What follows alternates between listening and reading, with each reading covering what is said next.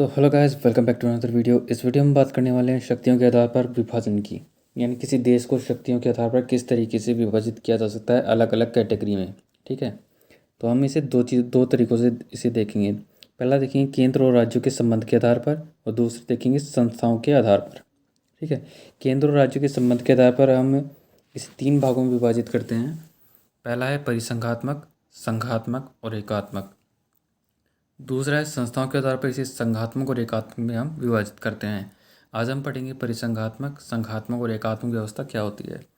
देखिए, राज्यों से मिलकर एक संघ बनता है। ठीक है, और इनमें जो पावर का डिवाइडेशन होता है या शक्तियों का जो विभाजन होता है वो किस प्रकार होता है, इसे हम 3 भागों में विभाजित कर रहे हैं।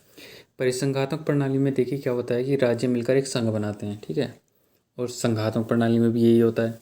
बस बेसिकली डिफरेंस क्या होता है कि जो राज्य होते हैं जो मिलकर एक संघ बनाते हैं, उनको ये अधिकार होता है कि वो संघ से अलग हो सकते हैं। ठीक है, मतलब संघ टूट सकता है लेकिन राज्य उससे अलग हो रहे हैं, तो राज्यों की सीमाएं आज भी वही हैं जो पहले थी, बस वो संघ से अलग हो रहे हैं। और संघ क्यों बना था?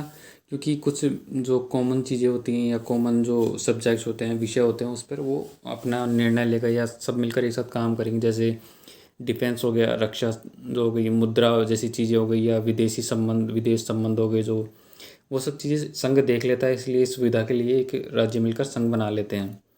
ठीक है, तो परिसंघात्मक प्रणाली में ये सिस्टम होता है कि राज्य जो है संघ से अलग हो सकते हैं। अब संघात्मक प्रणाली में क्या होता है कि राज्य जो है संघ से अलग नहीं हो सकते, वो जो संघ है वो राज्यों को विभाजित नहीं कर सकता। मतलब ये हुआ कि जो संघ है वो राज्यों को तोड़कर 2 राज्यों में नहीं बना सकता, या किसी एक राज्य का भाग दूसरे राज्य में नहीं मिला सकता। और राज्य के पास भी ये पावर नहीं होती कि वो संघ से अलग होकर अपना खुद का देश बना ले। तो ये होता है परिसंघात्मक और संघातक प्रणाली। ठीक है, यानी फेडरल सिस्टम और परिसंघात्मक प्रणाली, ये होते हैं। एकात्मक व्यवस्था में क्या होता है कि राज्य मिलकर संघ भी बना सकते हैं, या एक राज्य होता है तो संघ में विभाजित होता है, लेकिन राज्य के पास कोई पावर नहीं होती स्पेशली। ठीक है, वो सिर्फ नाम मात्र के होते हैं। जैसे परिसंघात्मक प्रणाली का मैं आपको एक एग्जाम्पल देता हूँ। यूएसएसआर देखिए, ये परिसंघात्मक प्रणाली का बेस्ट एग्जाम्पल था। ठीक है, उसमें राज्यों ने मिलकर एक संघ बनाया था और टूटा और कई देशों में बट गया। संघात्मक प्रणाली का बेस्ट एग्जाम्पल जो आज है वो है United states of America. America जो आज इसका बेस्ट एग्जाम्पल है। इसमें ये होता है कि राज्य भी नहीं जा सकते संघ से बाहर, और संघ है जो राज्यों को नहीं तोड़ सकता।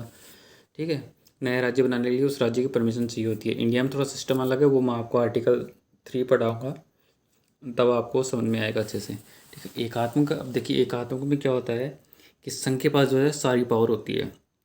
वो चाहे तो एक राज्य को तोड़कर 4 में विभाजित कर दिया, 4 राज्यों को मिलाकर एक राज्य बना दे। सारी पावर स्टेट के पास। जो प्रांत होती हैं जैसे विधानसभाएं होती हैं, वो फॉर्मेलिटी के लिए होती हैं, वो सिर्फ होती हैं इसलिए हैं कि संघ के ऑर्डर को इम्प्लीमेंट कर सकें अपनी स्टेट में। ठीक है, जो संघ ने जो आदेश दिए हैं वो राज्य में लागू हों, सिर्फ इसलिए बनाते हैं एकात्मक प्रणाली में। ठीक है, संघात्मक में तो पावर का डिस्ट्रीब्यूशन बहुत अलग तरीके से होता है, तो इस सुविधा के लिए सिर्फ एकात्मक बनाते हैं। संघात्मक प्रणाली के देखिए आपको कुछ लक्षण बता देता हूँ। जैसे इसमें दोहरी नागरिकता होती है। जैसे अमेरिका में क्या होता है कि राज्य जो होता है, कोई स्टेट है या कोई राज्य है, और जो संघ है, उन दोनों की अलग अलग नागरिकता होता है। यानी अमेरिका का कोई व्यक्ति है, उसके पास 2 नागरिकताएं हैं, एक तो वो जिस राज्य में रह रहा है और दूसरा अमेरिका। इस तरीके से एकात्मक प्रणाली में क्या होता है कि एकल नागरिकता होती है, सिर्फ राज्य की, देश की नागरिकता। जैसे भारत में, ब्रिटेन में, इंग्लैंड में, तो सिस्टम में इनका एक ही नागरिकता होती है। और पावर का मैंने यहाँ पे बता दिया कि दोनों अलग अलग नहीं हो सकते। ठीक है, परिसंघात्मक प्रणाली को कहते हैं, परिसंघात्मक प्रणाली है जो उसको कहते हैं अविभाज्य राज्यों का विभक्त संघ, या अविभक्त राज्यों का विभक्त संघ। ठीक है, संघ विभक्त हो सकता है लेकिन राज्य अविभक्त हैं। संघात्मक प्रणाली में ये होता है कि अविभक्त राज्यों का अविभक्त संघ, जबकि एकात्मक प्रणाली में क्या होता है, विभक्त राज्यों का अविभक्त संघ। आप इन तीनों को लिखिएगा, परिसंघात्मक प्रणाली, संघात्मक प्रणाली और एकात्मक प्रणाली में लीजिए क्रमशः अविभक्त राज्यों का विभक्त संघ, अविभक्त राज्यों का अविभक्त संघ और विभक्त राज्यों का अविभक्त संघ। इसे लिखिएगा और इसे समझिएगा, तो आपको ये समझ में आएगा कि शक्तियों के आधार पर राज्यों का किस तरीके से विभाजन किया जाता है। ठीक है, केंद्र और राज्यों के संबंध के आधार पर। हम संस्थाओं के आधार पर देखेंगे बाद में अगले वीडियो में, और फिर इन तीनों को, इन 5 को जो है कंपेयर करेंगे, और फिर हम देखेंगे आर्टिकल 2 और 3। तो आपको ये सारा सिस्टम जो है समझ में आ जाएगा। तो thank you for watching this video. Channel को सब्सक्राइब जरूर करिएगा और वीडियो को लाइक कीजिएगा।